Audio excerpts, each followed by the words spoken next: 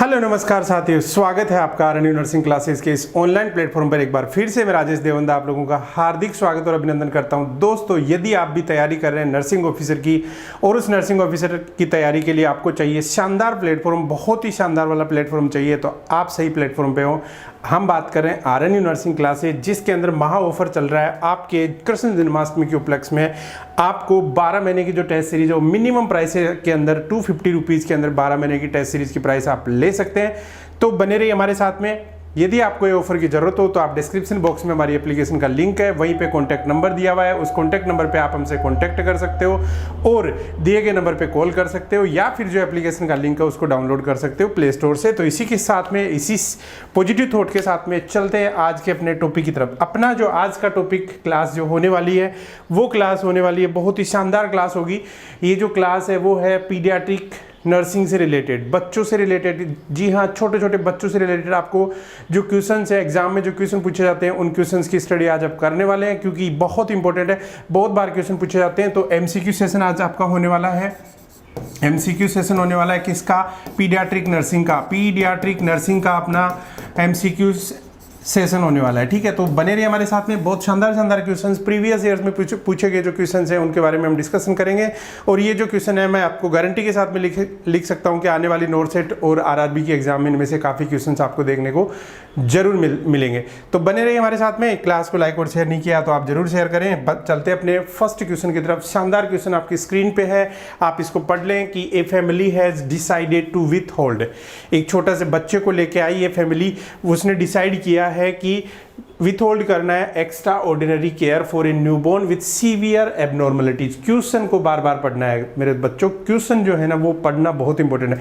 Question आपने अच्छे से पढ़ लिया, इसका मतलब आपका 50% क्वेश्चन जो है वो वहीं पे सोल्व हो गया। तो क्वेश्चन सोल्व करना एक्स्ट्रा ऑर्डिनरी केयर है, वो हमने स्टॉप कर दी है। पेशेंट को क्या हो रहा है, बच्चे को, छोटे से बच्चे को क्या हो रहा है, सीवियर एबनॉर्मलिटीज है, ठीक है। सीवियर एबनॉर्मलिटीज है जिनका ट्रीटमेंट पॉसिबल नहीं है। सीवियर एबनॉर्मलिटी का मतलब ये हुआ ट्रीटमेंट पॉसिबल नहीं है। How should the nurse interpret this decision? इस डिसीजन को नर्स किस तरीके से इंटरप्रेट करेंगी, ठीक है। यानी नर्स को इस चीज़ से क्या समझ में आएगा या क्या करना है, आप इसके लिए क्या एक्शन करेंगे, किस तरीके से आप इसके अंदर अपने आप को इन्वॉल्व करोगे, उसी के बारे में हम बात करते हैं। तो ऑप्शन आपके सामने है, उस ऑप्शन आपके सामने 4 ऑप्शन देखो। फर्स्ट ऑप्शन है the newborn has no rights. Newborn has no rights, कि न्यूबॉर्न के पास में कोई राइट नहीं है, ठीक है। पहला ऑप्शन तो हो गया आपका ये। न्यूबॉर्न के राइट की बात करें, भाई छोटा सा बच्चा है उसको क्या ये आप राइट समझाओगे, ठीक है। उसके बाद में दूसरा option, it is the same as euthanasia, ठीक है। यूथेंसिया जो होता है आपको पता है मर्सी किलिंग होता है, ठीक है, मरने के लिए छोड़ दिया जाता है, वो यूथेंसिया होता है, ठीक है। It is a illegal professional practice. It is a illegal professional, यदि फैमिली मेंबर्स ने आपको परमिशन दे दी है कि आप इसकी एक्स्ट्रा ऑर्डिनरी केयर आपको क्या करनी है, स्टॉप करनी है। नॉट ए प्रॉपर, मतलब रेगुलर केयर आपको स्टॉप नहीं करनी है, ठीक है। आपको फ्लूइड चल रहा है तो वो चलाना है। एक्स्ट्रा ऑर्डिनरी का मतलब आप उसको कोशिश करें कि मैं इसका ऑपरेशन कर दूं या फिर इसका ऑर्गन ट्रांसप्लांट कर दूं। वो सारी चीज़ें क्या आती हैं आपकी एक्स्ट्रा ऑर्डिनरी के अंदर आती हैं। तो वो एक्स्ट्रा ऑर्डिनरी वाली जो क्वेश्चन है उसके अंदर पूछा है। तो यहाँ पे क्या, it is the illegal professional practice, the newborn is being allowed to die. इस वाली सिचुएशन में क्या समझ में आ रहा है, यानी ये जो पेशेंट के अटेंडेंट ने आपको जो बोला, पेशेंट के अटेंडेंट ने जो आपको बोला कि एक्स्ट्रा ऑर्डिनरी केयर जो है वो सीवियर एबनॉर्मलिटीज में स्टॉप करना है, तो आपका डिसीजन क्या होगा? डिसीजन ये होगा कि बच्चे को क्या करना है, अलाउ करना है, किसके लिए? टू डाई, मरने के लिए आपको क्या करना है, बच्चे को अलाउ करना है। और एक चीज़ ध्यान रखना, इसने ये बोला है कि extra ordinary care, extra ordinary care, ordinary care, extra ordinary care को आपको क्या कर देना है, स्टॉप कर देना है, ठीक है। स्टॉप करने का मतलब हो गया कि आपने प्लान किया था कि ऑर्गन ट्रांसप्लांट करते हैं, आपने प्लान किया था ऑर्गन ट्रांसप्लांट करते हैं, इस ऑर्गन ट्रांसप्लांट को आपको क्या करना है, स्टॉप करना है, ठीक है। बाकी जैसे मान लो फ्लूइड देना है, पेन किलर देना है, ये हम दे सकते हैं, ठीक है। फ्लूइड वगैरह, पेन किलर, रेगुलर जो केयर होती है वो रेगुलर केयर अपन को, यानी बॉडी की जो नीड्स हैं, कंफर्ट जो है उसका हमको सिर्फ ध्यान रखना है। बच्चा जब मरेगा तो मर जाएगा अपने हिसाब से। तो ये वाली केयर है। शानदार क्वेश्चन है, क्वेश्चन आता है इसके ऊपर, इंपॉर्टेंट क्वेश्चन है। तो पहला ऑप्शन तो आपका ये हो गया कि no rights, newborn has no rights. छोटे बच्चे को पता ही क्या है कि क्या राइट्स होंगे और क्या राइट्स नहीं होंगे, ठीक है।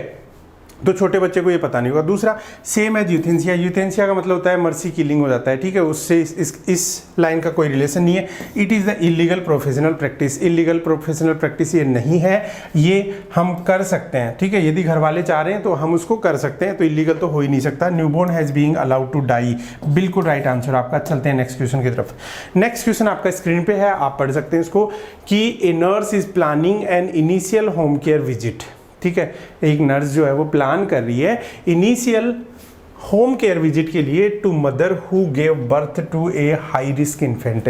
एक मदर ने एक बच्चे को क्या किया है, हाई रिस्क इन्फेंट को जन्म दिया है, छोटा सा बच्चा पैदा हुआ है गांव के अंदर, वहां पे नर्स को विजिट करना है, और वो जो बच्चा कैसा पैदा हुआ है, हाई रिस्क इन्फेंट पैदा हुआ है, ठीक है, वो बच्चा कैसा हुआ है, हाई रिस्क इन्फेंट है। For what time the day should the nurse schedule visit it to the most productive.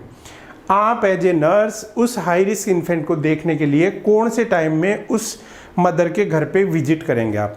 सवाल ये है आपका, आपको विजिट किस टाइम में करनी चाहिए, सवाल आपका क्या है, आपको विजिट। अब देखो विजिट आप कब करोगे, उसके बारे में पहला ऑप्शन दे रखा है, when the husband is out of home, husband is out of home, husband घर से बाहर हो। क्यों भैया, क्या करना है आपको, हस्बैंड कहीं भी हो उससे क्या फ़र्क पड़ता है, ठीक है, ये तो कोई मायने नहीं रखता कि पति होगा तो मैं आऊँगी नहीं विजिट करने के लिए, या फिर आऊँगा नहीं विजिट करने के लिए, तो ये तो मेरे को मतलब आप भी समझ रहे हो कि ऐसा कोई रिलेशन है नहीं।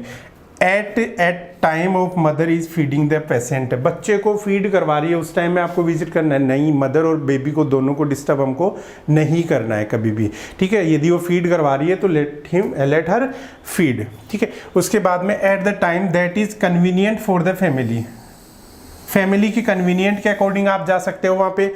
When the nurse can spend time with the family, when the nurse can spend time with the family।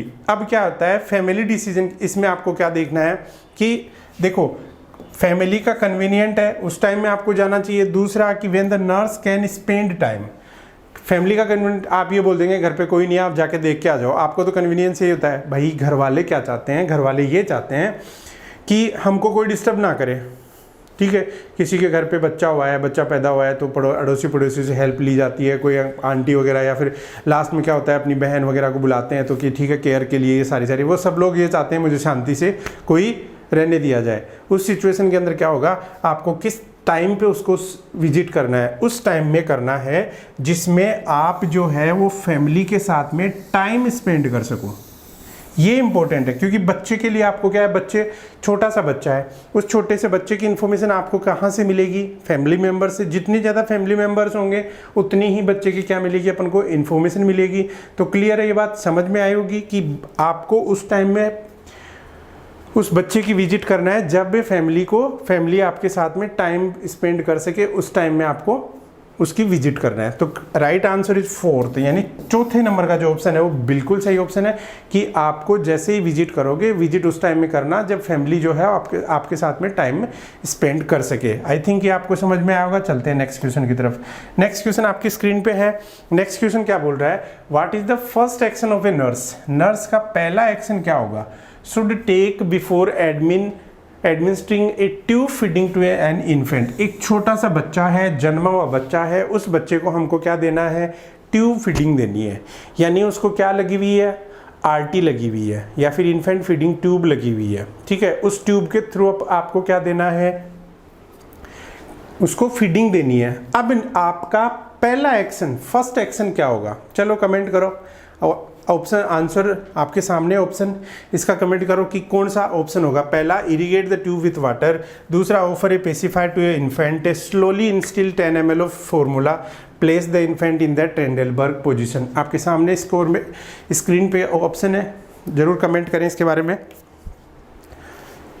शानदार क्वेश्चन है, इन क्वेश्चंस के अंदर से आपको एग्जाम में क्वेश्चन जरूर पूछे जाते हैं, तो बने रहिए हमारे साथ में। चलिए बात करते हैं इसके अंदर। अब जो है फर्स्ट एक्शन क्या होगा, देखो इन्फेंट फीडिंग करवाने से पहले, राइस ट्यूब या फिर आरटी फीडिंग या फिर इन्फेंट फीडिंग ट्यूब से फीडिंग करवाने से पहले आपको पहले वाला एक्शन, फर्स्ट एक्शन क्या होगा आपका, क्वेश्चन आपका ये पूछा जा रहा है, ठीक है, कि फीडिंग करवाने से पहले आपको क्या करना है। पहला तो है irrigate the tube with water. जो ट्यूब है उस ट्यूब को आप क्या डायरेक्ट इरिगेट कर सकते हो, भाई इन्फेंट फीडिंग ट्यूब लगी हुई है, ठीक है, उसको क्या वाटर से आप इरिगेट कर सकते हो? नहीं, क्योंकि हो सकता है कि ट्यूब मिसप्लेस हो गई हो और लंग्स में चली गई और पेशेंट एस्पिरेट कर जाएगा, फ्लूइड लंग्स में भर जाएगा, बच्चे की जान चली जाएगी। तो ये ऑप्शन तो आपको करना ही नहीं है, ठीक है। तो पहला तो आपके सामने कट हो गया। दूसरा जो है, offer a pacifier to the infant, ठीक है, offer a pacifier to the infant. Infant को क्या देना है? पेसिफायर देना है। पेसिफायर का मतलब जानते हो, वो जो बच्चे के मुंह में दे देते हैं, वो उसको चोंचता रहता है, ठीक है, वो पेसिफायर देते हैं। तीसरा, slowly instill 10 ml of formula, ठीक है, slowly instill 10 ml of formula. क्या ये दे सकते हो जब तक कि आपको प्लेसमेंट का पता नहीं चल रहा है, ठीक है, और ये कर भी सकते हो, लेकिन उससे आपको फीडिंग, ये तो फीडिंग देना हो गया एक तरीके से। आप फीडिंग में क्या देते हो? पानी भी देते हो, कुछ भी दे सकते हो, तो वो सारा फीडिंग में आता है। यहाँ पे ये पूछा है, place the infant in Trendelenburg position. 2 position होती है, एक तो होती है, ये मान लो बच्चे के यहाँ पे ये हेड है, इधर हेड है और इधर फीट है, ठीक है, इधर हेड और इधर फुट है। बच्चे का यदि मान लो इस तरीके से होता है, ठीक है, यदि हेड नीचे और फिट ऊपर होगा, तो वो कौन सी होगी? ट्रेंडलबर्ग पोजीशन होगी। कौन सी होगी? ट्रेंडलबर्ग पोजीशन होगी। और इसका जस्ट अपोजिट हो जाए कि हेड जो है वो ऊपर सीधा का सीधा। अब इसमें देखो, ये कौन सी होगी? रिवर्स ट्रेंडलबर्ग पोजीशन है। ये कौन सी पोजीशन है? रिवर्स ट्रेंडलबर्ग पोजीशन, जिसके अंदर क्या होता है, हेड और फीट जो होते हैं, जैसे हेड नीचे है और फीट ऊपर है, तो वो कौन सी होगी? ट्रेंडलबर्ग पोजीशन। रिवर्स में क्या होगा? हेड ऊपर और फीट नीचे। अब इसमें और फाउलर पोजीशन के अंदर क्या डिफरेंस होता है? सेमी फाउलर पोजीशन में क्या डिफरेंस होता है? सेमी फाउलर पोजीशन में यहाँ पे जो एंगल होता है, ये एंगल क्या होता है? कम होता है, यानी बच्चा जो होता है वो मतलब पीठ के बल ऊपर नीचे हो सकता है, जबकि इसके अंदर पूरा फ्लैट होगा। जैसे मान लो ये पूरा बच्चा है, इसको या तो इस तरीके से करें या फिर इस तरीके से करें, यही होता है। अब फाउलर्स में ये वाला होता है, ठीक है, फाउलर्स में क्या होता है? ये वाला होता है, तो उसको क्या बोलते हैं अपन? सेमी फाउलर्स पोजीशन बोलते हैं। ट्रेंडलबर्ग पोजीशन बच्चे को दे सकते हैं क्या? बिल्कुल, खाना खाने से पहले या फिर कैसे भी, तो ये पोजीशन भी आपको नहीं देनी है। अब सवाल ये आता है कि ये अपन ने काट दिया, पहला नहीं करना है, दूसरा भी नहीं करना है और तीसरा भी नहीं करना है। दूसरा ऑप्शन जो है वो राइट आंसर है, तो क्यों है? बच्चा तो दूसरा ही है, ऑप्शन तो वही आएगा, कोई ऐसा तो नहीं है 5वीं लाइन भी आ जाएगी अपने पास में। अब सवाल ये आता है कि वो सही है तो क्यों है? अब उसके सही होने का रीजन ये है कि offer a pacifier to the infant. Infant को क्या देना है? आपको पेसिफायर देना है। क्या देना है? पेसिफायर देना है, ठीक है। अब पेसिफायर का क्या काम होता है? देखो, बच्चे को आपने मान लो, बच्चे को आपने फीड देना है। फीड देने से पहले आपको क्या करवाना है? उसकी हंगर जो है ना, हंगर जो है, और उसको बढ़ाना है। प्लस पेसिफायर का क्या काम आता है? जो सकिंग रिफ्लेक्स को मेंटेन रखता है। बच्चे को भूख लगेगी तो क्या करेगा? वो सकिंग रिफ्लेक्स जनरेट होगा। आपने तो उसके आर्टी फीड दे रहे हो, तो उसको भूख लगेगी नहीं और वो सकिंग करेगा नहीं, और बच्चा क्या करेगा? धीरे धीरे क्या कर जाएगा? सकिंग को भूल जाएगा। और बाद में जैसे आप आर्टी फीड ट्यूब निकालोगे, इन्फेंट फीडिंग ट्यूब निकालोगे, तो बच्चा क्या सकिंग रिफ्लेक्स जनरेट नहीं कर पाएगा। तो सकिंग रिफ्लेक्स को जनरेट करवाने के लिए बच्चे को हमको क्या देना होता है? सबसे पहले पेसिफायर देना है। पेसिफायर देता है जिसके अंदर क्या होता है? अपनी सकिंग रिफ्लेक्स को जनरेट करके अब कंटिन्यू करता रहता है। तो second option is correct answer. Second option is correct answer. I think समझ में आया होगा। चलते हैं नेक्स्ट क्वेश्चन की तरफ। अगला क्वेश्चन आपके सामने है, बहुत शानदार क्वेश्चन है, पढ़ें इसको। Which nursing intervention provide the most support to the parents of infant with an obvious physical anomaly? ठीक है, एक बच्चे को obvious physical anomaly है, ठीक है, कोई ना कोई फिजिकल डिफॉर्मिटी है, उस डिफॉर्मिटी के लिए कौन सा नर्सिंग इंटरवेंशन जो है वो पेरेंट्स को सबसे ज़्यादा सपोर्ट करेगा? मैंने वही बोला है, क्वेश्चन आप अच्छे से पढ़ें। इनमें से कौन सा ऐसा क्वेश्चन है, ऑप्शन है, जो फैमिली को सबसे ज़्यादा सपोर्ट करेगा? तो फर्स्ट वन जो है, पहला है encourage them to express their concern. पहला ऑप्शन है encourage them to express their concern. आपको मैं एक चीज़ बता दूं, एनकरेज जहाँ भी आता है ना, एनकरेज जहाँ भी आता है, वहाँ पे उस ऑप्शन पे सोचने पे मजबूर हो जाया करो। ये मेरा पर्सनल एक्सपीरियंस है, ठीक है। एनकरेज जहाँ भी आ जाए, उस ऑप्शन के बारे में सोचने को मजबूर हो जाया करो कि पेशेंट के बारे में, फिजिकल एनोमली के बारे में वो क्या सोचते हैं, उनकी क्या सोच है, उसको आपको क्या करना है? ऑप्ट आउट करवाना है, ठीक है, उनसे बुलवाना है कि क्योंकि देखो किसी भी इंसान की प्रॉब्लम को सोल्व करने से पहले उसकी प्रॉब्लम को जानना जरूरी है, को जो प्रॉब्लम जानना है कि क्या हुआ था उसके साथ में जिससे कि ये प्रॉब्लम उसको हुई है, तो वो चीज़ जानना बहुत जरूरी है। जब वो चीज़ आपको पता चल गई है इसका मतलब आप उसका सॉल्यूशन भी निकाल पाओगे। तो जब तक आपको कोज पता नहीं है तब तक आप उसका सॉल्यूशन भी नहीं निकाल सकते। तो जब तक कोज, अब कोज कैसे पता चलेगा, अब फैमिली कोई आई है, वो फैमिली मान लो कि आपको फिजिकल एनोमली के बारे में पूछ रही है, अब उस फैमिली का माइंड जब तक आप नहीं जानोगे कि वो क्या सोचते हैं, क्या उनके दिमाग में चल रहा है फिजिकल एनोमली के बारे में, तो वो चीज़ें जब तक आप नहीं करोगे तब तक आपको उसका सॉल्यूशन नहीं दे सकते, आप कोई उनको एक्सप्लेन या गाइड नहीं कर सकते, ठीक है। तो एनकरेज का मतलब क्या होता है, उनको क्या करना है, एनकरेज, बढ़ावा देना कि वो इस चीज़ के बारे में क्या सोचते हैं, ठीक है। दूसरा ऑप्शन है discourage them to talking about their baby, उनको क्या डिस्करेज कर देना कि तुम तो मेरे से बात ही मत करो, ऐसी बात करना उनसे कि नहीं तुम तो भैया मेरे से इसके बारे में बात ही मत करो, तुम्हारा बच्चा तो ऐसा ऐसा है, ये मरेगा, तुम ले जाओ इसको, ऐसी बात नहीं करनी है। कभी भी अटेंडेंट के साथ में इस तरीके से बात नहीं करनी है। क्यों? क्योंकि आपको पता है कि हॉस्पिटल में कोई पेशेंट आया है, फैमिली मेम्बर अपने मरीज को लेके आए हैं, उनको नहीं पता कि क्या बीमारी, क्या चीज़ होती है, कैसे ठीक होगा। उनको जितना नॉलेज होता है, जैसे आपके पास में हॉस्पिटल में कोई आया, वो आपको आके बोलता है कि साहब मेरे बच्चे को कुछ पानी वानी चढ़ा दो, ड्रिप व्रिप लगा दो, क्योंकि उसको इतना ही नॉलेज है। हम उसको इरिटेट करेंगे तू डॉक्टर है क्या, तेरे को ज़्यादा पता है क्या, भाई उसको नहीं पता। वो हॉस्पिटल का मतलब ही ड्रिप समझता है। हॉस्पिटल में जाएं और वो उसके माइंड में साइकोलॉजी होती है कि हॉस्पिटल में बेड के पास में जाएंगे, वहाँ पे वो स्टैंड लगा होगा, उसमें से ड्रिप चलेगी और अपना बच्चा ठीक हो जाएगा, ठीक है। तो उसको डिस्करेज नहीं करना है, वो अपनी फीलिंग्स बता रहा है आपको, जो हॉस्पिटल के बारे में जानता है। आपको क्या करना है, उनको एक्सप्लेन करना है चीज़ें, ठीक है, कि हाँ किस तरीके से आपका बच्चा ठीक होगा, आपके बच्चे को ये दवाइयाँ हम देंगे। क्योंकि हर इंसान को यदि उसको आपके जितना नॉलेज होता तो वो मरीज बन के या अटेंडेंट बन के नहीं होता, आपकी जगह बैठा रहता और वो ट्रीटमेंट कर रहा होता, ठीक है। तो डॉक्टर और नर्सेज जो होते हैं उनको आपको क्या करना होता है, एनकरेज करो उनको, उनसे पूछो बैठ के सारी चीज़ें कि देखो मॉडर्न नर्सिंग में और इंडिया की नर्सिंग में क्या फ़र्क पड़ता है। आपके सामने मॉडर्न नर्सिंग के अंदर पहले काउंसलिंग सेंटर होता है, गाइडेंस सेंटर होता है, उसके बाद में फैमिली काउंसलिंग होती है, पेशेंट की पूरी हिस्ट्री ली जाती है, क्या क्या हुआ था क्या नहीं हुआ था। ट्रीटमेंट करने से पहले उसको लाख बार पूछा जाता है, ठीक है, कि क्या क्या हुआ है। अपने इंडिया में क्या होता है, जैसे ही कोई मरीज आया डॉक्टर के पास, साहब दर्द हो रहा है, तुरंत लिख दिया डाइक्लो लगा दो इसको, और जाके डाइक्लो आपने ठोक दिया और वो घर चला गया, ठीक हो गया। भाई पता तो लगा लेते, क्या पता उसको अपेंडिसाइटिस हो रहा हो या क्या हो रहा हो। इसलिए इंडिया के अंदर क्या होता है, आपको मतलब नर्सिंग ऑफिसर को प्राइवेट सेक्टर में इतनी कम, क्यों, जितना आप केयर दोगे उतना ही पैसा मिलेगा। फॉरेन में जाते हो 3-3, 4-4 लाख रुपए पर मंथ मिलता है। कैसे मिलता है वो? क्योंकि वहाँ पे क्या होती है, क्वालिटी केयर मिलती है। क्या मिलती है? क्वालिटी केयर मिलती है। और जहाँ क्वालिटी केयर मिलेगी वहाँ पैसा भी लगेगा। सारे गाइडेंस काउंसलिंग सेंटर बने होते हैं, पूरी हिस्ट्री पता करते हैं कि क्या हुआ था, किस तरीके का दर्द है। अब आपके जैसे हम बुक्स में पढ़ते हैं कि पहले हम क्या करते हैं, इंस्पेक्शन करते हैं, परकर्सन करते हैं, पाल्पेशन करते हैं। ये सीक्वेंस मतलब जो होता है वो होना चाहिए। डायरेक्ट डॉक्टर जैसे पेट दर्द का बोला, अपनी चारों उंगलियां अंदर घुसेड़ देते हैं पेट के अंदर, ठीक है, कि कहाँ दर्द हो रहा है, ठीक है। तो ये क्या है, थोड़ी स्टेप्स हैं जो फॉलो होनी चाहिए इंडिया के अंदर, जिसमें अभी टाइम लगेगा, ठीक है। तो डिस्करेज उसको करना नहीं है कभी। Assure them not to worry because anomaly can be repaired. झूठे वादे नहीं करने कभी भी पेशेंट अटेंडेंट से कि आपका बच्चा ठीक हो जाएगा, आपके बच्चे को हम ठीक कर देंगे, हमारे हॉस्पिटल में बहुत अच्छी फैसिलिटीज़ हैं। भाई सीवियर एनोमलीज हैं, आप कैसे ठीक कर दोगे उसको? थोड़ी देर की सांत्वना देके क्या करोगे?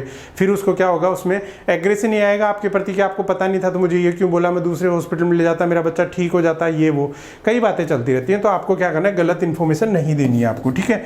दूसरा, show them post operative photographs of infant who had similar anomaly. भाई ऐसा है, कोई भी बीमारी जो होती है सब में सेम नहीं होती है। दूसरे बच्चे को क्या एनोमली थी, उसकी फ़ोटो आप यदि पोस्ट ऑपरेटिवली उसको दिखाओगे, इसका मतलब ये है कि आप उसको गुमराह कर रहे हो। क्यों? क्योंकि सबसे बड़ी बात है कि मान लो मुझे कॉमन कोल्ड हुआ है तो फीवर नहीं हो रहा, और आपको कॉमन कोल्ड हुआ है तो फीवर हो गया हो। तो कैसे हुआ तो कॉमन कोल्ड ही है। इंडिविजुअल डिफरेंसेस होती हैं, सबकी बॉडी अलग अलग रिएक्ट करती हैं।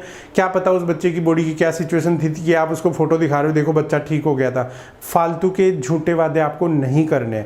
अब सवाल ये आते हैं कि चलो ठीक है, ये भी आपको नहीं करना, ये भी आपको नहीं करना, ये भी डिस्करेज भी नहीं करना। तो राइट आंसर जाएगा आपका फर्स्ट इज करेक्ट आंसर। पहला ऑप्शन क्या हुआ आपका करेक्ट आंसर गया कि फैमिली को क्या करना है, एनकरेज करना है। किसके लिए? उनके जो कंसर्न है उनको पता लगाने के लिए, ठीक है, कि उनकी कंसर्न है, वो बीमारी के बारे में क्या जानते हैं, क्या सोचते हैं, क्या नहीं करते हैं, वो सारी चीज़ें आपको क्या करनी है, पता लगानी है। क्लियर है? तो first option is correct answer. I think समझ में आया होगा क्वेश्चन। अगला चलते हैं। ओके 7 अगला क्वेश्चन जो है वो है when picked up by a patient और द नर्स। मान लो किसी बच्चे को पेशेंट जो है नर्स अटेंड कर रही है, ठीक है। 8 मंथ का ओल्ड इन्फेंट बेबी है, एज इंपॉर्टेंट है, यहाँ पे एज इंपॉर्टेंट है, 8 मंथ का ओल्ड बेबी है, 8 मंथ का ओल्ड बेबी है, कितना है 8 मंथ ओल्ड बेबी है, ठीक है। Screams and seem to be in pain, क्या हो रहा है, स्क्रीम्स और सीम्स पेन हो रहा है उसको। After observing this behaviour what should nurse discuss with the parent. Parents के साथ में ये सब सुनने के बाद में, ठीक है, क्या डिस्कस करेगी, देखो accident and the importance of their prevention, ठीक है। उनसे किसके बारे में डिस्कस करेगी, और इम्पोर्टेंस ऑफ देयर प्रिवेंशन।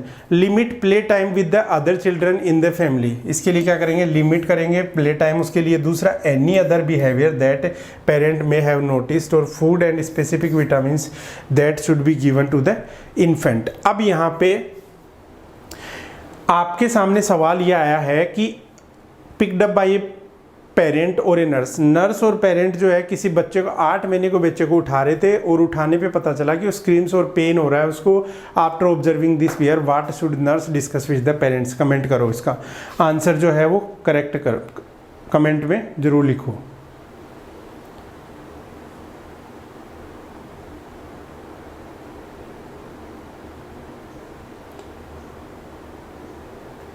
ठीक है, अब इसमें क्या है, जैसे मान लो कि पेन हो रहा है, ठीक है, तो उसके लिए अपन क्या करें, एक्सीडेंटल प्रिवेंशन के लिए उसको क्या करना है, इंपॉर्टेंस बतानी है कि किस तरीके से आप उसको एक्सीडेंट्स को प्रिवेंट कर सकते हो। ठीक है, चलते हैं नेक्स्ट क्वेश्चन की तरफ। नेक्स्ट क्वेश्चन अपना बोल रहा है a 1 week old infant. Important question है भैया, इसको स्टार मार्क कर लेना, पूरा पढ़ना, पूरा क्वेश्चन अच्छे से समझना। 1 week infant has been in the pediatric unit for 18 hours following the placement of spica cast. Spica cast लगा हुआ है। The nurse observe a respiratory rate fewer than 24। कितना है रेस्पिरेटरी रेट, कितना होता है, यहीं पे मैं आपको बता दूं नॉर्मल रेस्पिरेटरी रेट क्या होता है, 30 to 60 बीट पर मिनट। ठीक है, 30 to 60 बीट पर मिनट। चलो यहाँ से एक क्लू मिला है आपको आंसर का। No other changes are noted, इसके अलावा उसके अंदर किसी टाइप का कोई चेंजेस नहीं है। Because infant is appropriately well, क्योंकि इन्फेंट क्या है, बिल्कुल ठीक है। The nurse does not report and document this slow respiration rate. Several hour later the infant experiences severe respiratory distress. Nurse ने क्या इसको क्या कर दिया, इग्नोर कर दिया। इग्नोर करने के बाद में पता चला कि कुछ आवर्स के बाद में बच्चे को क्या हो गया, सीवियर रेस्पिरेटरी डिस्ट्रेस और इमरजेंसी केयर की जरूरत पड़ गई उस बच्चे को। What should be considered if legal action is taken, क्या करना चाहिए कि क्या करना चाहिए था, what should be considered if legal action is taken. इनमें से कौन सा ऑप्शन सही है कि ये हमको काम करना चाहिए था। ठीक है, most infants respirations are slow when they are in uncomfortable. देखो मैं आपको पहले बता दूं कि बॉडी के अंदर जब बॉडी बिल्कुल रेस्ट में है, ठीक है, बॉडी जब रेस्ट में है उस टाइम के अंदर, रेस्ट में जो है उस टाइम में जो रेस्पिरेटरी रेट है वो नॉर्मल रहती है। इसके अलावा कोई भी हलचल होती है बॉडी में, चाहे स्ट्रेस हो चाहे कोई भी फिजिकल चेंज है, जो फिजिकल एक्टिविटी जो उन केसेस के अंदर क्या होता है, रेस्पिरेटरी रेट हमेशा क्या होगी, इंक्रीज होगा। इसका मतलब ये है कि जब आप अनकंफर्ट हो गए उस टाइम में रेस्पिरेटरी रेट स्लो नहीं होगी, क्या होगी, इंक्रीज होगी। रेस्पिरेटरी रेट क्या होगी, इंक्रीज होगी, तो वो वाली सिचुएशन है। सेकेंड आता है the respiration of young infant are irregular, so drop in rate is unimportant. इसने ये बोला है कि रेस्पिरेशन जो है यंग इन्फेंट्स का वो इरेगुलर होता है, जो कि यदि नीचे चला गया तो इम्पोर्टेंट नहीं है। इसका मतलब ये है कि आपने जब नॉर्मल पढ़ लिया कि रेस्पिरेटरी रेट 30 to 60 होता है, इससे नीचे नहीं जाएगा भैया जब तक कि कोई दिक्कत ना हो जाए। कंफ्यूज नहीं होना है। क्वेश्चन जब बनते हैं उन क्वेश्चंस के जब आंसर बनाए जाते हैं तो आपको कंफ्यूज करने के लिए बनाए जाते हैं, तो इसमें आपको कंफ्यूज नहीं होना है। क्लियर है, आपको क्या देखना है कि रेस्पिरेटरी रेट जो है यंग इन्फेंट्स की वो इरेगुलर होती है, ऐसा मान लिया जाए अपन को, नहीं ऐसा नहीं मानना है आपको। ठीक है, vital sign that are outside the expected parameters are significant and should be documented. सही बात है भैया, वाइटल साइन जो है वो एक्सपेक्टेड पैरामीटर्स से बाहर हैं तो उसको डॉक्यूमेंट करना चाहिए। The respiratory tract of young infant is under development and their respiratory rate is not significant है, ठीक है, respiratory rate is not significant. अब यदि हम बात करें, ठीक है, इसमें क्या आता है, अगला जो क्वेश्चन था आपका, पहला तो हो गया स्लो होगी, गलत होगा, दूसरा ये हो गया, तीसरा वाइटल साइन जो होते हैं वो एक्सपेक्टेड पैरामीटर से ऊपर नीचे होते हैं। आपको ये मतलब नहीं है कि वो बच्चे को क्या टेंशन थी, बच्चे को, छोटा बच्चा है बड़ा बच्चा है, थोड़ा बहुत ऊपर नीचे हो सकता है, आपको बुक की लैंग्वेज पढ़नी है, जैसे ही कम हुआ इसका मतलब हाइपो में जा रहा है, ठीक है। तो यहाँ पे आपको क्या करना है, उसके वाइटल साइन जो होते हैं वो क्या करना चाहिए था, रिकॉर्ड करना चाहिए था, जो कि आपने क्या किया था, इग्नोर किया था, यहाँ पे इग्नोर किया था। उस इग्नोरेंस को अपन को रोकना है। कोई भी पैरामीटर हो जो एक्सपेक्टेड रेंज से ऊपर नीचे होता है तो उसको हम क्या करना होता है, रेट, उसको डॉक्यूमेंट करना होता है। तो third option is right answer. Next question आता है, what nursing intervention best meets a major developmental need. Developmental need की बात आ रही है, यहाँ पे ध्यान रखना, मेजर डेवलपमेंटल नीड की बात आ रही है, तो ध्यान रखना, of A newborn in the immediate post operative period, ठीक है। पोस्ट ऑपरेटिव पीरियड के अंदर जो मेजर डेवलपमेंट नीड जो है वो कौन सी होगी। फर्स्ट है giving a pacifier to the infant, putting a mobile over infant. देखो इन्फेंट है, बच्चा है, ठीक है, उस बच्चे को मोबाइल दोगे, आप मोबाइल दोगे ओवर द इन्फेंट स्क्रीप, ये गलत बात है। मोबाइल की उसको ज़रूरत ही नहीं है, इन्फेंट है, ठीक है, इन्फेंट है तो मोबाइल की उसको ज़रूरत है ही नहीं, तो मोबाइल क्यों दे रहे हो आप, ठीक है। इसके बाद में हम providing the infant with a soft cuddly toys. Infant को क्या होते हैं, इतने फिजियोलॉजिकल डेवलपमेंट नहीं होता है कि वो टॉयज वगैरह से खेल सके, ठीक है, पोस्ट ऑपरेटिवली इसकी ज़रूरत नहीं होती है। Warming the infants formula before feeding, feeding देने से पहले वार्मिंग करें इन्फेंट्स फार्मूला को, सही बात है क्या, नहीं। देखो ऐसा है, इन्फेंट जो फीडिंग है वो 6 आवर्स तक तो वैसे ही पोस्ट ऑपरेटिवली अपन को क्या करना है, एनपीओ रखना है, तो ये तो आपको करना ही नहीं है, ठीक है, ये भी नहीं देना है सॉफ्ट। अब इसके बाद में है कि बच्चे को what is the nursing intervention based major developmental need. Major developmental need की हम बात करें तो उसके बारे में अगला पूछ रहा है। तो पहली चीज़ ये है कि पेसिफायर वाला ऑप्शन आ रहा है आपके सामने, तो उसके बारे में आप सोच सकते हो। उसके बारे में कैसे सोचोगे कि पेसिफायर जो इन्फेंट को दे रहे हो, क्यों दे रहे हो, क्योंकि सकिंग नीड्स को फुलफिल कर सके। मैंने पहले बोला है, छोटे बच्चे को हमेशा याद दिलाना है कि तेरे को भाई सकिंग करके ही दूध पीना है, इस आदत को मत भूल जाना। 2 दिन हॉस्पिटल में आया है, इन्फेंट फीडिंग ट्यूब हमने दी है, आरटी फीड दी है, तो इसका मतलब ये थोड़ी है घर पे भी आपको आरटी फीड मिल जाएगी।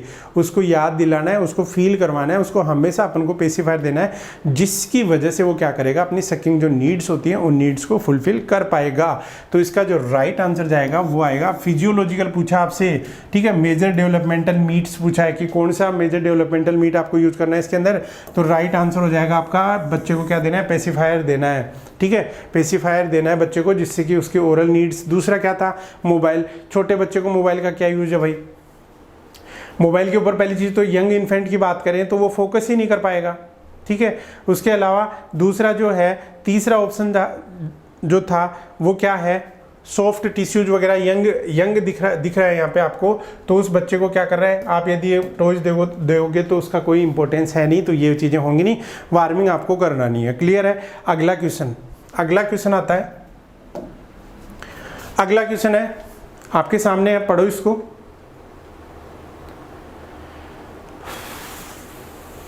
A parent and 3-month-old infant are visiting the well baby clinic. Well baby clinic पे आए हैं, ठीक है, फॉर ए रूटीन एग्जामिनेशन के लिए आए हैं।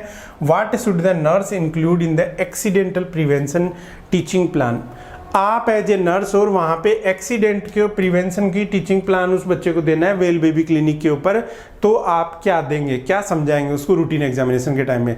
देखो पहला चीज़ ये है, ध्यान रखना आपको क्या फोकस करना है। क्वेश्चन में कुछ ऐसे क्लूज होते हैं, ठीक है, कुछ ऐसे क्लूज होते हैं जिनको आपको याद जरूर रखना है, माइंड में रखना है। इसीलिए बोलता हूँ 2 बार क्वेश्चन पढ़ो और उसके जो क्लूज हैं उनको ध्यान में रखो। 3 महीने का बच्चा है, अब 3 महीने का बच्चा क्या क्या कर सकता है देखते हैं। Remove small objects from the floor, floor से क्या कर दो, स्मॉल ऑब्जेक्ट्स रिमूव कर दो। भैया 3 महीने का बच्चा चल फिर नहीं सकता और ऐसे भी आगे की तरफ, हाथ पैर से भी आगे की तरफ नहीं जा सकता, तो फ्लोर पे कुछ भी हो कोई फर्क नहीं पड़ना है। Cover electrical outlets with safety plugs, के ये यहाँ तक तो वो तब पहुँचेगा ना जब खड़ा होना सीखेगा। और खड़ा होना कब सीखता है वो? 10 से 11 मंथ के अंदर। 11 मंथ के अंदर क्या होता है? खड़ा होना सीखता है, ठीक है। उसके बाद में remove toxic substances from the low areas. Remove toxic substances यानी लो एरिया से। आप ये सोचोगे बैठ जाएगा, तो बैठने के लिए भी बच्चों को क्या होता है? 7 से 8 मंथ के अंदर, 7 से 8 मंथ के अंदर बच्चा क्या होता है? सीटिंग करना सीखता है। फिर आता है test the temperature of water.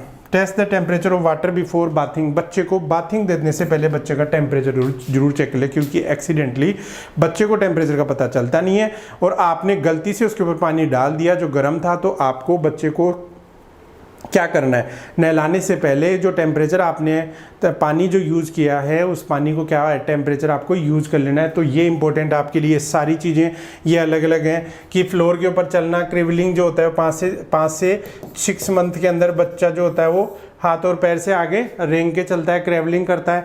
और 7 to 8 मंथ का बच्चा जो होता है, ठीक है, 7 to 8 मंथ का बच्चा जो होता है वो सिटिंग करता है। 6 महीने से वैसे शुरू हो जाता है, ठीक है। 11-12 मंथ या 10 से 12 मंथ का बच्चा क्या करने लग जाता है? खड़ा होना सीख जाता है, स्टैंडिंग पोजीशन लेना सीख जाता है। तो ये तीनों ऑप्शन तो आपके गलत हो गए और राइट आंसर चला गया आपको टेम्परेचर को क्या करना है? चेक करना है। क्लियर है? चलते हैं नेक्स्ट क्वेश्चन की तरफ। नेक्स्ट क्वेश्चन अपना बोल रहा है, a nurse is teaching a parents how to prevent accidents while caring for a 6 month old infant. एक नर्स जो है टीच कर रही है किसके? माता पिता को, बच्चे के माता पिता को, कि how to prevent accidents while caring for 6 month old. Important है, मैंने वही बोला आपको क्या करना है? क्लू लेना है। 6 महीने का बच्चा है, 6 महीने का बच्चा है और what ability should emphasize about the infant motor development. Motor development के बारे में हम बात करेंगे, ठीक है। मोटर डेवलपमेंट इसमें से क्या होता है? मोटर डेवलपमेंट की हम बात करें कि कौन सी चीज़ें होती हैं मोटर डेवलपमेंट के अंदर। देखो सिटअप पहला आता है आपका, सिटअप। सिटअप जो होता है, मैंने अभी बताया था कि पेशेंट जो है वो सिटिंग पोजीशन कब लेता है? सिटिंग पोजीशन लेता है 7 से 8 मंथ का बच्चा जो होता है वो क्या कर पाता है? बैठ पाता है। 7 से 8 मंथ का बच्चा जो है वो बैठ पाता है। दूसरा ये है आपके सामने कि बच्चा जो होता है 6 मंथ के ऊपर क्या करता है? रोल ओवर हो जाता है, ठीक है। रोल ओवर, ठीक है। रोल ओवर जो है, रोल ओवर जो होता है ये करता है आपका 6 मंथ का बच्चा। कब करता है? 6 मंथ का बच्चा रोल ओवर कर सकता है। और क्रेवल जो होता है वो शॉर्ट डिस्टेंस के ऊपर कब करता है? शॉर्ट डिस्टेंस पे थोड़ी बहुत चलना, मतलब हाथ पैर से चलना कब होता है? क्रेवल की हम बात करें, क्रेवल्स जो होता है वो करता है कितने? 9 मंथ के ऊपर करता है। कितना? 9 मंथ के ऊपर करता है, ठीक है। और stand while holding on furniture. Furniture को स्टैंड पकड़ के क्या करता है? मोस्ट इन्फेंट जो होते हैं वो 8 से 10 से, यानी कई बच्चे आपकी तरह एक्स्ट्रा ऑर्डिनरी होते हैं, वो 8 से 10 मंथ की एज में ही क्या करने लग जाते हैं? स्टैंड करना शुरू होते हैं। चारों ऑप्शन मैंने आपको बता दिया। बच्चा बैठना कब सीखता है? 7 से 8 मंथ में। रोल ओवर कब होता है? 6 मंथ के ऊपर। क्रेवल शॉर्ट डिस्टेंस कब करता है? 9 मंथ के ऊपर। स्टैंड वाइल होल्डिंग फर्नीचर को पकड़ के खड़ा होना कब सीखता है? 8 से 10 मंथ के अंदर। आई थिंक आंसर आपके सामने है कि रोल ओवर होगा कितने टाइम के अंदर? 6 मंथ के अंदर। तो मैंने पहले ही बोला कि आपको पढ़ना है, समझना है, तो उसमें ध्यान रखना आपको क्या करना है कि 6 मंथ का इन्फेंट जो है वो क्या कर सकता है। वही तो आपका क्वेश्चन था, तो उसको आपको समझ लेना है। क्लियर है? Second option is correct answer. इसका सेकंड ऑप्शन क्या हो गया? चलो बच्चों अगला क्वेश्चन पढ़ते हैं। अगला क्वेश्चन थोड़ा सा बड़ा है, कंफ्यूज नहीं होना है। 7 मंथ की ओल्ड गर्ल है, एक लड़की है 7 मंथ की, टू बी कैथेटराइज। कैथेटराइज करना है, किसके लिए, क्यों कर रहे हैं कैथेटराइज? स्टेराइल यूरिन स्पेसिमेन लेना है बच्ची का, ठीक है। स्टेराइल यूरिन स्पेसिमेन लेने के लिए 7 महीने की बच्ची को, इंपॉर्टेंट है दोनों चीजें, ठीक है, दोनों चीजें इंपॉर्टेंट है। 7 महीने की बच्ची को कैथेटराइज करना है स्टेराइल यूरिन स्पेसिमेन लेने के लिए। On one of the infants parent expresses fears that procedure may traumatize the babies psychologically, ठीक है। बच्ची को क्या कर सकता है? साइकोलॉजिकली, माइंड के थ्रू, माइंड को क्या कर सकती है? ट्रोमेटाइज कर सकती है ये चीज़, उसको ये टेंशन होती है। How should nurse provide reassurance? इसके लिए रीअश्योरेंस कैसे देगी एज ए नर्स? आप जो हैं वो रीअश्योरेंस कैसे देंगे उसको, उसके बारे में हम बात करते हैं। क्लियर है? ऑप्शन पढ़ो। देखो सवाल समझ में आया, क्वेश्चन समझ में आया आपको। क्वेश्चन क्या है कि एक 7 महीने की ओल्ड गर्ल है, उसको कैथेटराइज करना है क्लियर यूरिन स्पेसिमेन लेने के लिए। तो उनके ये लग रहा है कि साइकोलॉजिकली बच्चे को ट्रॉमा तो नहीं हो जाएगा, बच्ची को कोई ना कोई साइकोलॉजिकल ट्रॉमा तो नहीं हो जाएगा। इसके लिए आपको उसको क्या रीअश्योरेंस देना है, क्या समझाना है? पहला है the fear is justified and the nurse should obtain a clean catch specimen, ठीक है। फियर इज जस्टिफाइड, इसका मतलब ये है कि फियर जो है वो जस्टिफाइड है, फियर तो बनता ही है, क्लीन कैच जो होता है वो ले सकते हैं। यानी ऐसे जो है ना बिना कैथेटराइजेशन के आप क्लीन कैच यूरिन इस एज के अंदर लेना पॉसिबल है ही नहीं। तो ये तो आपका ऑप्शन ही गलत हो गया, आप सोच ही नहीं सकते कि हम बिना कैथेटर के भी उसको यूरिन स्पेसिमेन ले सकते हैं। क्लियर है। दूसरा, parents have a right to refuse, parents की बात बिल्कुल सही बात है साहब, राइट टू रिफ्यूज होता है the catheterization and the concern are realistic. ठीक है, राइट टू रिफ्यूज होता है, लेकिन जो प्रोसीजर है वो आपको समझाना है कि प्रोसीजर यही है, कैथेटराइज हमको करना पड़ेगा, क्या क्या चीज़ें उसमें हो सकती हैं उस चीज़ के बारे में आपको समझाना पड़ेगा। ठीक है, तो यहाँ पे ये गलत हो गया। उसके बाद में although the concern is appropriate the need for a sterile specimen is the priority. ठीक है, इसने ये बोला कि कंसर्न अप्रोप्रिएट है और स्टेराइल स्पेसिमेन जो है वो प्रायोरिटी पे है। ठीक है, उससे पहले आपको फोर्थ ऑप्शन पे चलते हैं, देन प्रोसीजर इज अनकंफर्टेबल। सही बात है कि प्रोसीजर थोड़ा अनकंफर्टेबल होगा, but there should not be a damaging long term effect. आपको रीअश्योरेंस कैसे देना है कि मैं मानता हूँ या मानती हूँ कि कैथेटराइजेशन होगा, वो क्या होगा, पेनफुल होगा या डिस्कम्फर्ट होगा, लेकिन मैं इस चीज़ को रीअश्योरेंस कर सकती हूँ कि इसके लॉन्ग टर्म जो इफेक्ट होते हैं वो नहीं आएंगे। ठीक है, साइकोलॉजिकली आप उनको क्या समझानी है ये चीज़ें, उनको तो ऐसे ही लगता है या बच्चे को या पेरेंट्स को ऐसे लगेगा कि पता नहीं क्या होगा, तो इस चीज़ को क्या करना है, आपको रीअश्योरेंस देना है कि पेशेंट को कि हाँ ये अनकम्फर्टेबल होगा, लेकिन उसके लिए आपको क्या करना होगा, लॉन्ग टर्म इफेक्ट जो है वो इसके कुछ नहीं आते हैं। तो ये चीज़ आप उनको समझा सकते हो। क्लियर है, समझ में आया। Fourth option is correct answer, इसका जो फोर्थ ऑप्शन है वो क्या होगा, आपका करेक्ट आंसर होगा। क्लियर है, चलते हैं अगले क्वेश्चन की तरफ चलते हैं। ये क्वेश्चन आपको समझ में आ गया होगा। नेक्स्ट क्वेश्चन आता है, a nurse is assessing the oral cavity of A 6 month old infant. एक 6 महीने के बच्चे की ओल्ड इन्फेंट की ओरल कैविटी को असेस कर रहा है। वही चीज़ फिर बोल रहा हूँ, क्ल्यू देखना है। 6 महीने का क्या है, ओल्ड इन्फेंट है, 6 महीने के पैरामीटर्स आपको याद होने चाहिए। ठीक है, the parent ask which teeth will erupt first. 6 महीने की उम्र के अंदर ये पूछते हैं आपसे आके कि पहले कौन से दांत आएंगे, क्योंकि आजकल बच्चे की हर एक्टिविटी पे फंक्शन होते हैं। भैया दांत निकल रहे तो भी गाजे वाजे डीजे वीजे बजा देते हैं पड़ोसियों को जलाने के लिए कि आज हमारे बच्चे के दोनों दांत आ गए नीचे वाले। ठीक है, तो बच्चा जब छोटा से बड़ा हो रहा है तो मतलब नीचे से ऊपर की तरफ ही उसकी ग्रोथ होती है मानेंगे, तो लोअर जो इंसाइजर होते हैं वो सबसे पहले आते हैं। ठीक है, बच्चा पैदा हुआ तब डीजे बजा दिया, बच्चे का नहलाया तब डीजे बजा दिया, कई जगह तो बच्चे ने पोटी करी तो भी डीजे बजा देते हैं। ठीक है, कई जगह बच्चे को मान लो कि दांत निकल आए डीजे बजा दो, फिर जन्म 6 महीने हो गए, 6 महीने होते ही उसको क्या हो गया, फिर से आधा जन्मदिन मना दो, फिर 1 साल पे फिर पूरा जन्मदिन मना दो। ऐसे क्या होते हैं, डीजे आजकल बजने लग गए बच्चे के जन्म के ऊपर। ठीक है, तो ये नॉर्मल होता है। तो पहले कौन से दांत निकलेंगे, पहले जो होता है साहब लोअर इंसाइजर निकलते हैं। मैं बता दूं आपको, लोअर इंसीजर जो होते हैं, लोअर इंसीजर्स पहले निकलते हैं। कॉमन क्वेश्चन आ जाए तो वो देना है, इंसीजर्स जो होते हैं, इंसाइजर्स जो होते हैं सबसे पहले निकलते हैं। इंसाइजर निकलने के बाद में उसके बाद में कौन से निकलते हैं, यानी बॉटम वाले सबसे पहले निकलते हैं। दूसरा जो होता है, यदि कैनाइन की बात करें तो कैनाइन जो होते हैं ये क्या होते हैं आपके 18 मंथ के ऊपर, 18 महीने पे निकलते हैं कैनाइंस। ठीक है, कैनाइंस जो होते हैं वो 18 महीने पे। अपर और लोअर मोलर जो होते हैं, अपर और लोअर मोलर जो होते हैं वो निकलते हैं आपके 20 मंथ के ऊपर। कब निकलेंगे, 20 मंथ के लिए। तो इनकी तो बेचारों की कोई इंपॉर्टेंस है नहीं, 20 महीने पे और 18 महीने पे कौन इज्जत, तब तक को तो बच्चे का एक बर्थडे अपन मना चुके हैं। ठीक है, इनकी कोई इज्जत नहीं है, इज्जत उसी की है जो सबसे पहले निकलता है। सबसे पहले इंसीजर निकलते हैं, यानी रैबिट बन जाता है, खरगोश की तरह 2 दांत निकलते हैं उसके। ठीक है, नीचे वाले तो हंसता है तो भी ऐसे मुस्कान में नजर आते हैं उसके 2 लोअर जो टीथ होते हैं। ठीक है, तो इंसाइजर सबसे पहले निकलते हैं, पहले नीचे वाले निकलते हैं, उसके बाद में ऊपर वाले निकलते हैं। क्लियर आंसर, इसका जो करेक्ट आंसर है बच्चों वो कौन सा है, first option is correct answer. I think समझ में आया होगा, बहुत बार क्वेश्चन आया, इसको याद रख लेना है, पूछ लेना है कि इसको स्क्रीनशॉट ले लेना, इंपॉर्टेंट क्वेश्चन। सबसे पहले इंसाइजर आते हैं, खरगोश को याद रख लेना, खरगोश के 2 दांत नहीं होते हैं सामने वाले ऐसे ऐसे ऐसे खाने वाले, वही जो दांत होते हैं ना वही सबसे पहले बच्चे के अंदर भी निकलते हैं। कहीं ना कहीं उसी की प्रजाति हम नजर आते हैं उसको देख के कि हाँ उसी की प्रजाति होंगे। नेक्स्ट क्वेश्चन आता है अपना, a nurse is teaching a class of new parents about how to position their infant during the first few weeks. पहले जो फ्यू वीक्स हैं, फिर क्लू मिल गया आपको, लाइफ के पहले जो वीक्स होते हैं उनमें बच्चे को कौन सी पोजीशन देनी है। क्वेश्चन अपना यही पूछ रहा है, बाकी सारी महाभारत है। यही पूछ रहा है कि बच्चे को पहला जो कुछ वीक्स जो हैं उन वीक्स के अंदर आपको कौन सी पोजीशन देनी है। पहला on the back lying flat, back lying flat.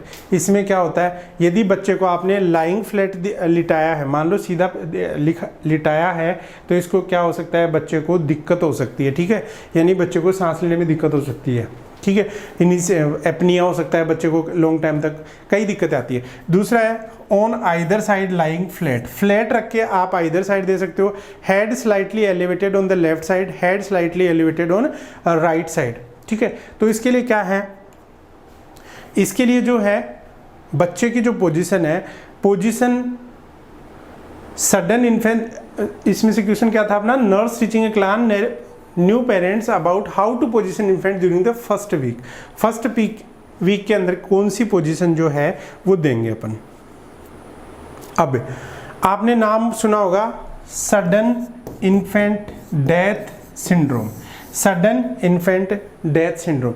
Sudden infant death syndrome में क्या होता है, कई बार बच्चे को जो होता है वो आपने प्रोन पोजीशन दिला दी, लेटरल पोजीशन दिला दी, किधर की तरफ दिला दी, बच्चे को क्या होते हैं, नाक बंद हो जाते हैं, सांस बंद हो जाते हैं। सबसे अच्छी बच्चे को जो पोजीशन दिलाई जाती है, जो अपन नॉर्मली देखते हैं, वही होती है आपकी on back lying flat. Flat lying जो होता है, बच्चे को हमको क्या करना है, लिटा के रखना है। और बाकी जो अमेरिकन पीडियाट्रिक एसोसिएशन है वो इन चीज़ों को रिकमेंड नहीं करती है बच्चे के लिए स्पेशली। बच्चे को आपको सीधा लिटाना है बस, ठीक है, फ्लैट लिटाना है, उसके बारे में ज़्यादा सवाल करने की जरूरत ही नहीं है। अगला चलते हैं। अगला क्वेश्चन ये है कि a patient arrive in the emergency clinic, emergency में आ गया साहब एक बच्चा with A 3 month old baby who says, 3 महीने का बच्चा है। फिर वही चीज़ मैंने क्या बोला था, आपको क्या करना है, क्लू देखना है। 3 महीने का बच्चा है, my baby stopped breathing for a while, मेरे बच्चे का जो ब्रीदिंग है वो स्टॉप हो गया है, ये आपसे पूछा जा रहा है।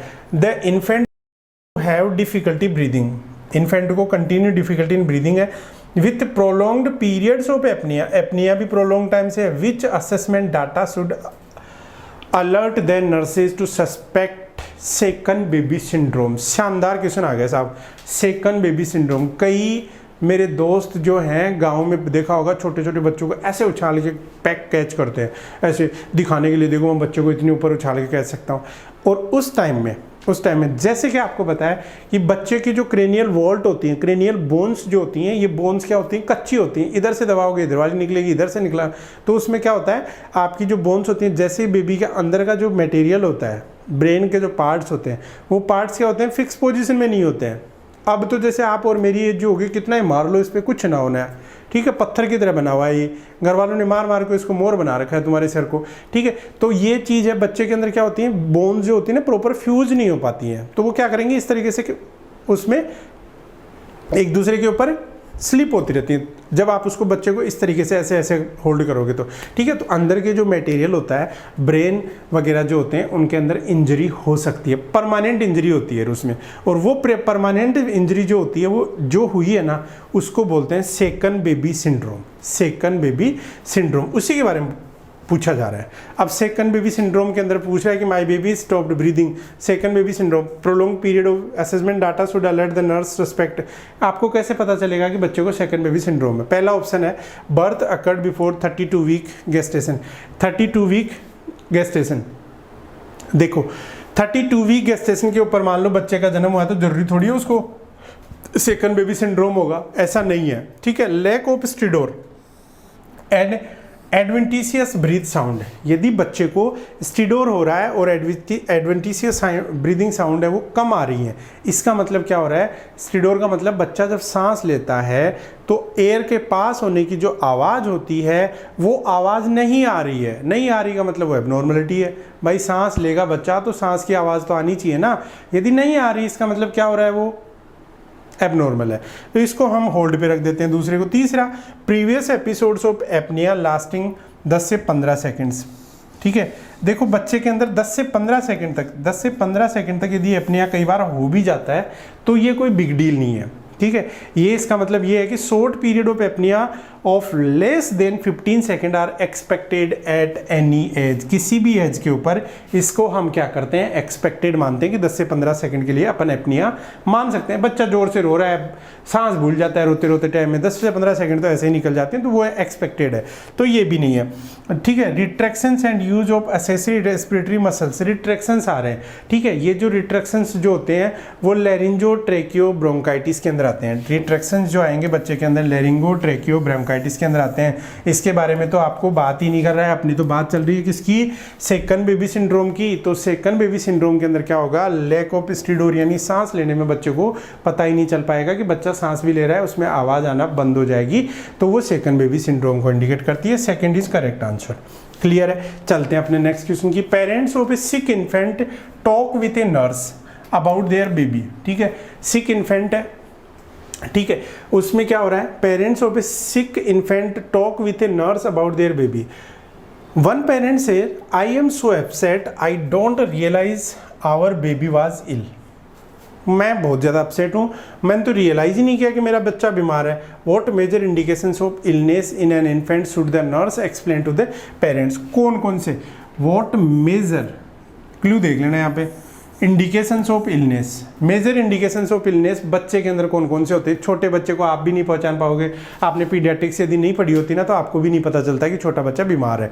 तो आपसे पूछने आ गया उसी का पापा कि साहब, डॉक्टर साहब मुझे तो ये बताओ कि मेरे बच्चे बीमार हैं, मुझे कैसे पता चलेगा। छोटे बच्चे का नहीं पता चलता है, बच्चा बोल के भी नहीं बता पाता है। तो उसके लिए आपका जवाब क्या होगा, पहला था ग्रंटिंग रेस्पिरेशन, पहला ऑप्शन है grunting respiration, excessive respiration, longer periods of sleep, crying immediately after feeding. Feeding के बाद में क्या करना, क्राई करना। ये देखो, क्राइंग, फीडिंग के बाद में क्राई करना इज गुड थिंग, ठीक है।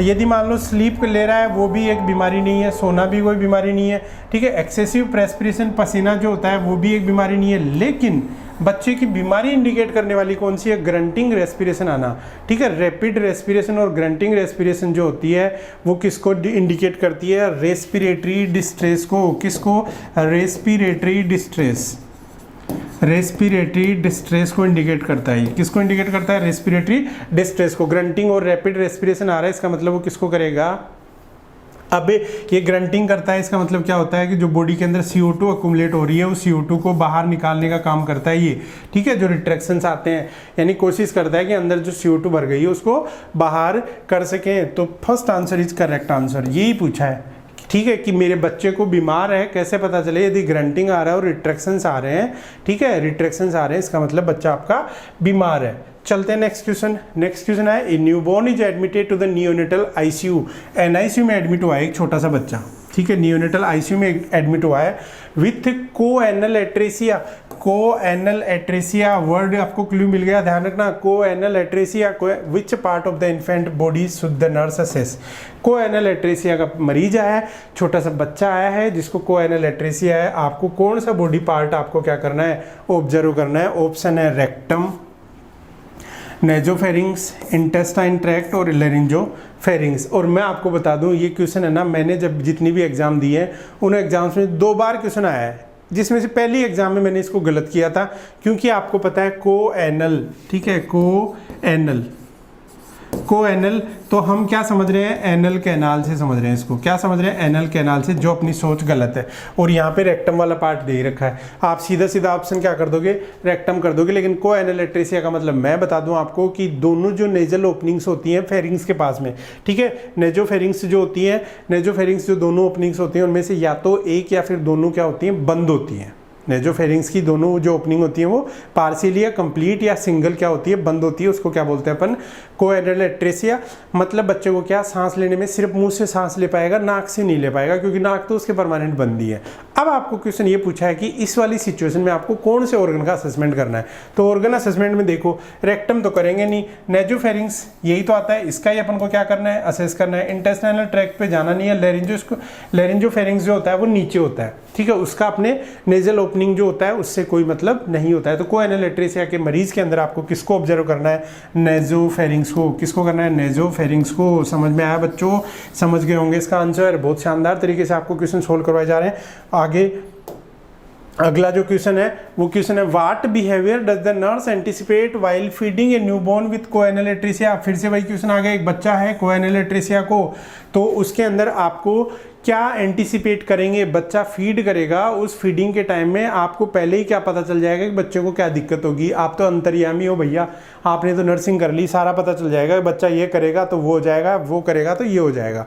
तो यहाँ पे क्या ऑप्शन होगा, चोक्स, ऑन फीडिंग के टाइम में उसको चोकिंग होगी, डिफिकल्टी स्वेलिंग होगी, does not appear to be hungry और takes about half of the feeding. देखो नाक बंद है, नाक की ओपनिंग बंद है, बच्चा क्या कर रहा है, फीड कर रहा है, तो सांस कहाँ से लेगा, नाक में से तो ले, दो ही तो हैं आपके, या तो आप मुंह से सांस लेंगे या नाक से सांस लेंगे। नाक आपके बंद कर दिए, मुंह आपके अंदर, मुंह से आप क्या कर रहे हैं, फीडिंग ले रहे हैं। अब क्या करेंगे, बीच में मान लो सांस तो लेना जरूरी है, सांस लेते टाइम बच्चे को क्या हो जाएगा, एस्पिरेट कर जाएगा, और एस्पिरेट करने के अंदर क्या हो जाएगा, उसका रेस्पिरेटरी ट्रैक में चोकिंग होगी। तो चोक्स जिसमें लिखा हुआ है वही इसका क्या होगा, आपका आंसर होगा। चोक्स जिसमें लिखा हुआ है वही आपको क्या होगा, आंसर होगा। क्लियर है। कोएनल एट्रेसिया के अंदर आप सबसे पहले प्रायोरिटी पे किसको देखोगे कि आप बच्चे की चोकिंग हो सकती है। आप एंटिसिपेट क्या करेंगे कि बच्चा जो है फीडिंग के टाइम में क्या कर सकता है, चोकिंग कर सकता है। डिफिकल्टी इन स्वेलोइंग से कोई मतलब नहीं है, अपीयर हंग्री से कोई मतलब नहीं है, takes about half of feeding. Half of feeding कहाँ से लेगा, जब उसको सांस ही नहीं आएगी। तो चलते हैं अगले क्वेश्चन पे। अगला क्वेश्चन है, what is the nurse's priority intervention where preparing for admission of a child with acute tracheobronchitis. Laryngo जिसको अपन क्रूप भी बोलते हैं, ठीक है, लेरिंजो ट्रेकियोब्रोंकाइटिस है पेशेंट को, ठीक है। What is the nurse's priority intervention. Priority intervention आपका क्या होगा, एडमिशन के टाइम में आपकी प्रायोरिटी इंटरवेंशन क्या होगी। Pad the side rails of the crib, arrange for the quiet and cool room, place the tracheostomy set at the bed side, ठीक है, और obtain a recliner so that patient can stay. अब देखो ये situation है emergency की situation. मैं आपको पहले बता दूं कि ये जो लेरिंजो ट्रेकियोब्रोंकाइटिस है ये क्या होती है, नैरोविंग होती है, और ये क्या होती है, इमरजेंसी सिचुएशन होती है। इस सिचुएशन के अंदर आपको क्या करना है, सवाल आपका यह आता है कि इस सिचुएशन में सबसे पहले प्रायोरिटी आपकी क्या होगी, एयरवे होगी, ठीक है, एयरवे होगी। अब एयरवे क्या हो रहा है, उसका ऑब्स्ट्रक्शन हो रहा है, ठीक है, इन्फ्लामेशन हो रहा है, लेरिंजो ट्रेकियो ब्रोंकाइटिस सब कुछ उसका इन्फ्लामेशन हो रहा है। ग्रुप वाली सिचुएशन आ रही है। ब्रोंकियोल जो होते हैं उनमें भी इन्फेक्शन इन्फ्लामेशन हो रहा है, ट्रेकिया के अंदर भी इन्फ्लामेशन हो रहा है, और इसके अलावा लेरिंग्स के अंदर सारी चीज़ें उसकी बंद हो रही हैं। इसका मतलब आपको क्या करना है, बच्चे को सांस लेने में दिक्कत होगी। सांस लेने में दिक्कत होने से बचाने के लिए सबसे पहले आपके पास में प्रायोरिटी इंस्ट्रूमेंट यदि दे रखे हैं तो वो रख लो भैया। ऐसा है, साइड रेल्स आप बाद में सोच लेना क्रीब के। Arrange for the quiet and cool room, बच्चे को आपको छोड़ना नहीं है क्योंकि बच्चा सीरियस है इस टाइम में। Place a tracheostomy set at the bed side में क्या करना है आपको, ट्रेकियोस्टोमी सेट। बिल्कुल सही बात है, क्योंकि बच्चे को कभी भी क्या करना पड़ सकता है, ट्रेकियोस्टोमी ट्यूब डालनी पड़ सकती है। तो ये सेट आपके पास में तुरंत होना चाहिए। ये वाला बच्चा जब भी आए, इंपॉर्टेंट है ध्यान रखना, लेरिंगो ट्रेकियो ब्रोंकाइटिस का यदि बच्चा आता है तो आपके पास में क्या होना चाहिए, आपके पास में ट्रेकियोस्टोमी सेट अवेलेबल होना चाहिए, क्योंकि बच्चे को कभी भी क्या ट्रेकियोस्टोमी ट्यूब डाल सकते हैं। क्लियर है। और रिक्लाइनर की बाद में सोच लेना भैया कि रिक्लाइनर देना है या नहीं देना है। क्लियर है। चलते हैं अगले क्वेश्चन की तरफ। अगला जो क्वेश्चन आपको बोल रहा है वो क्वेश्चन आपका ये है कि what should the nurse's priority action when caring for a child with a acute laryngotracheobronchitis. ये बोल रहा है कि what should the nurse's priority nurse's क्या होगा, action when caring for a child with acute. यदि मान लो एक बच्चा लेरिंगोट्रेकियोब्रोंकाइटिस का है तो प्रायोरिटी नर्सिंग एक्शन क्या होगा, क्लियर आपका यही हो गया प्रायोरिटी। और प्रायोरिटी में पहले बताता हूँ, एयरवे उसका प्रायोरिटी होगा, पहले ही बोल दे रहा हूँ। अब ऑप्शन में सर्च कर लो भैया, ऐसा है initiate measures to reduce fever. Fever के बारे में आप बाद में सोच लेना। Ensure delivery of a humidified oxygen, ठीक है।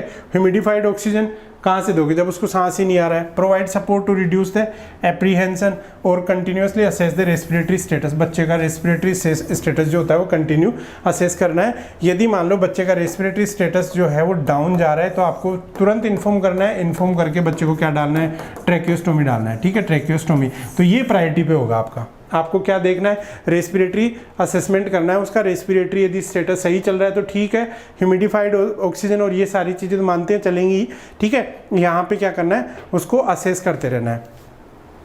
तो आपको एयरवे जो है वो कांस्टेंट असेसमेंट करना है। साइन ऑफ रेस्पिरेटरी डिप्रेस जो है उसको आपको देखना है। क्लियर है। चलते हैं नेक्स्ट क्वेश्चन की तरफ। नेक्स्ट क्वेश्चन जो है वो क्वेश्चन आपका है 3 महीने का ओल्ड इन्फेंट है। 3 महीने का ओल्ड इन्फेंट है, hospitalize with respiratory syncytial virus. RSV वाला का आरएसवी का मरीज है, ठीक है, आरएसवी का मरीज है, रेस्पिरेटरी सिंसिवाइटल वायरस, इसका मरीज है आपके सामने, ठीक है। तो उसके अंदर what is the priority intervention, उस बच्चे के प्रायोरिटी इंटरवेंशन क्या होगी, ये भी इंपॉर्टेंट है। प्रायोरिटी पे जाएंगे तो फिजियोलॉजिकल आएगा आपका, ठीक है। फिजियोलॉजिकल जो है वो सबसे पहले आपको देखना है प्रायोरिटी पे। Administer antiviral agents, clustering care to be conserve energy, offering oral fluids और providing an antitussive agents when or necessary. When or necessary वाला तो छोड़ ही दो, अभी क्या है प्रायोरिटी पे चल रहा है। प्रायोरिटी अपने पास में क्या होगी, देखो, offering oral fluids to promote hydration. Hydration respiratory syncytial का वायरस का जो मरीज है उसको आप हाइड्रेशन मेंटेन करने के लिए ओरल जो दे रहे हो वो ओरल जो है वो प्रायोरिटी पे नहीं है, ठीक है। तो दूसरा जो है clustering care for the conserve energy. अब बच्चे को क्या करना है, सबसे पहले हमको क्या करना है, बच्चे की जो एनर्जी लेवल है उसको कंजर्व करना है, मतलब उसको बचाना है। बच्चे को कोई भी वर्क हम करने जा रहे हैं, कोई भी एक्टिविटी यदि मान लो हम करने जा रहे हैं बच्चे के साथ में, तो क्लस्टरिंग केयर करें, ना कि हर काम के लिए। अभी बच्चे का टेम्परेचर लेके आए, बच्चा सो गया, दूसरी बार गए बच्चे का बीपी लेके आए, तीसरी बार गए पल्स रेट लेके गए, ऐसा नहीं है। आप डिसाइड कर लो कि अगले 2 महीने तक अगले 2 महीने में तो बच्चा पता नहीं कहाँ पहुँच जाएगा, ठीक है। 2 घंटे तक हमको ये काम करना है, वो एक साथ कर लें ताकि बच्चे को क्या हो जाए, ज़्यादा डिस्टर्बेंस नहीं हो। आपको पता है कि बॉडी मूवमेंट करेगी, बॉडी की एक्टिविटी होगी, इसका मतलब एनर्जी कंज्यूम होगी, और एनर्जी कंज्यूम होगी तो बच्चे को क्या होगा, रेस्पिरेटरी रेट वगैरह बढ़ेगी और बच्चे की डिमांड बढ़ेगी, जो बच्चे के लिए क्या होती है, हार्मफुल होती है। तो करेक्ट आंसर जो है वो आपका second is correct answer, clustering care to conserve the energy of child. ये आपका नेक्स्ट और लास्ट क्वेश्चन था आई थिंक। अच्छा एक और है, ठीक है। ये जो क्वेश्चन है आपके सामने है, a child is admitted to hospital with pneumonia. एक बच्चा है वो निमोनिया के साथ में हॉस्पिटल में आया था, ठीक है। What is the priority need that must be included in the nursing plan of care. कौन सी चीज़ जो है वो प्रायोरिटी पे होनी चाहिए। प्रायोरिटी की बात आती है तो मैं आपको पहले बता दूं कि प्रायोरिटी पे क्या होगी, बॉडी की फिजियोलॉजिकल नीड्स की बात आती है, ठीक है। बॉडी की फिजियोलॉजिकल नीड्स की बात आती है। तो पहली जो है, हॉस्पिटल के अंदर बच्चा आया निमोनिया का, निमोनिया के केस के अंदर कौन सा ऑप्शन सही होगा, कमेंट करो जल्दी इसका।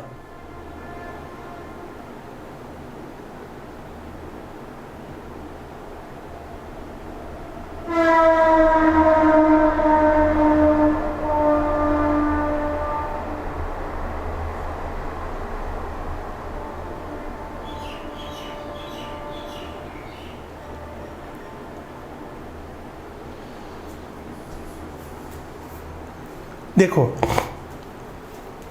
निमोनिया के अंदर सबसे पहले बच्चे की क्या करनी है, आपको फिजियोलॉजिकल नीड्स देनी है, देखनी है। तो बच्चे को क्या करना है यहाँ पे, रेस्ट, एक्सरसाइज, न्यूट्रिशन और एलिमिनेशन, ठीक है। ये चीज़ें आपको देखनी है। तो इसका आंसर जो है वो कमेंट में करें, कमेंट बॉक्स में। मेरी तरफ से जो है इसका आंसर देखो, पहले तो निमोनिया के पेशेंट को क्या करवाएंगे, रेस्ट जरूरी है। रेस्ट के बाद में उसको क्या करना है, आपको न्यूट्रिशन देना है।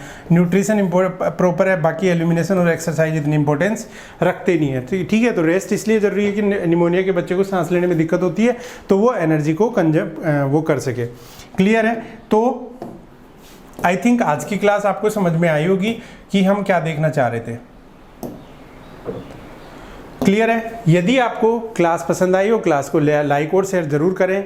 ऐसे ही इंपॉर्टेंट क्लासेस, इंपॉर्टेंट वीडियोस को देखने के लिए हमारे यूट्यूब चैनल को फॉलो करें। आपको टेस्ट सीरीज मिनिमम प्राइस के अंदर शानदार रेशनल वाली यदि टेस्ट सीरीज चाहिए, 12 मंथ की टेस्ट सीरीज चाहिए, तो मिनिमम प्राइसेस के अंदर हमारी RNU नर्सिंग की जो एप्लीकेशन है, वहाँ एप्लीकेशन पे सारे डाटा आपको अवेलेबल है। फिर भी आपको किसी टाइप का कोई डाउट होता है, डाउट सेशन के लिए आपके सामने नंबर दिए हुए हैं 9660096541। इस नंबर पर आप हमें कॉल करें और आपकी जितनी भी इंक्वायरियाँ हों, टेस्ट सीरीज से रिलेटेड, क्लासेस से रिलेटेड, वीडियो बेस से रिलेटेड, वो सारी की सारी इंक्वायरी आप हमें इस नंबर पर कॉल करके पूछ सकते हैं। आप व्हाट्सअप भी कर सकते हैं, कॉल भी कर सकते हैं। फॉलो करें, आप इंस्टाग्राम पे फॉलो करें, यूट्यूब पे फॉलो करें, फेसबुक पे फॉलो करें और व्हाट्सअप चैनल हमारा जरूर ज्वाइन करें। तब तक के लिए बने रहे हमारे साथ में। Thank you so much. मिलते हैं आप एक अच्छी और शानदार नेक्स्ट क्लास के साथ में। तब तक के लिए bye bye. Thank you so much.